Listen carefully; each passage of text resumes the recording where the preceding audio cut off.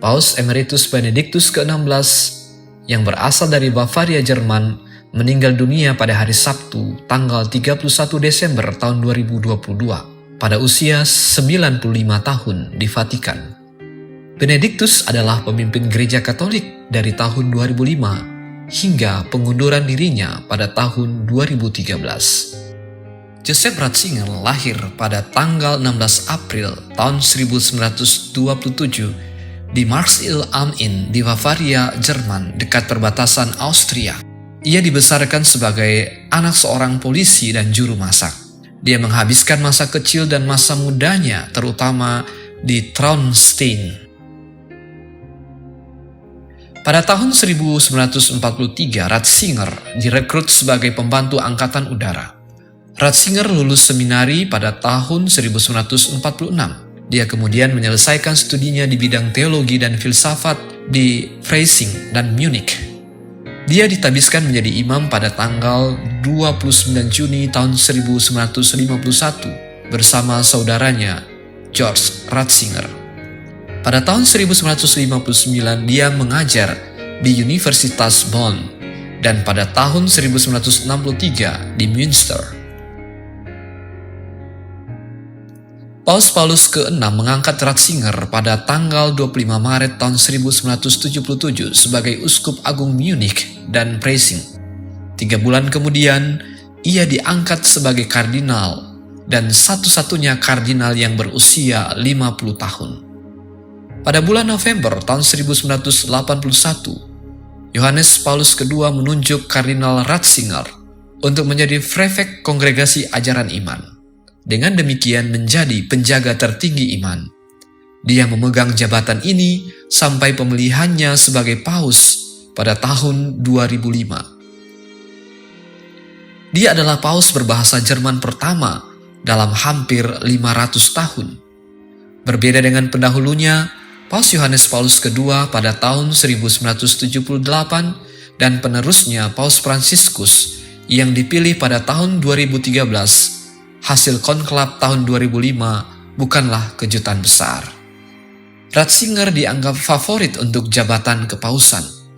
Sudah dalam pemungutan suara keempat pada tanggal 19 April 2005, 115 kardinal memilih prefek lama Kongregasi Ajaran Iman untuk memimpin Kongregasi Ajaran Iman. Warisan teologis Benediktus ke-16 diantaranya ada buku 3 jilidnya yang berjudul Yesus dari Nazaret. Karya ini ditulisnya sebagian besar pada masanya sebagai paus. Dengan banyak pidato, dokumen, dan juga dalam perjalanan, dia mempromosikan ekumenisme dan dialog antar agama dengan keberhasilan dan juga kemunduran.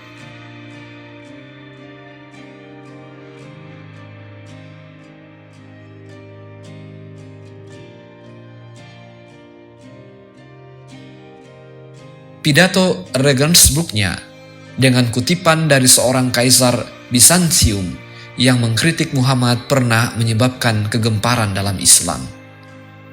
Ratzinger memprakarsai reformasi penting di Vatikan. Dia menghantar Bank Vatikan keluar dari zona skandal dengan mengarahkan bidang ekonomi dan keuangannya kepada mekanisme kontrol internasional.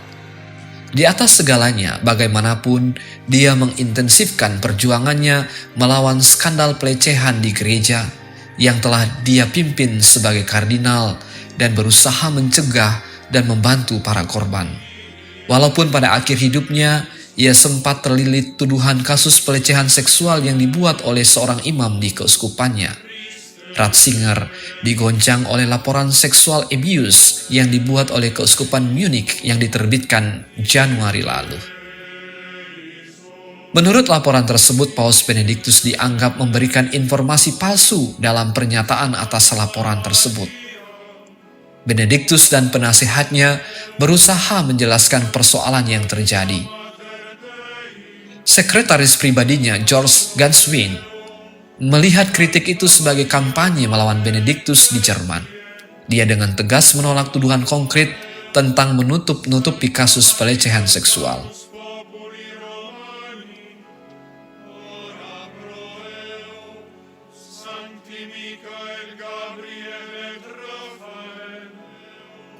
Upaya reformasinya memperberat beban kesehatan Paus Benediktus ke-16 membuat terobosan baru dalam sejarah Gereja Katolik Roma. Ketika dia merasa bahwa kekuatannya tidak cukup lagi, dia mengundurkan diri dari jabatannya pada tanggal 1 Maret 2013 sebagai Paus pertama dalam 719 tahun. Ini dipandang sebagai sebuah sensasi. Setelah pemilihan penggantinya Paus Fransiskus, Benediktus mengundurkan diri dari publik dan tinggal di biara Mater Ecclesiae di Vatikan. Dengan moto tabisan uskupnya Collaborator Veritatis, Benediktus tampil sebagai teolog handal dalam Gereja Katolik, berteologi dalam spirit Sentire cum Ecclesia.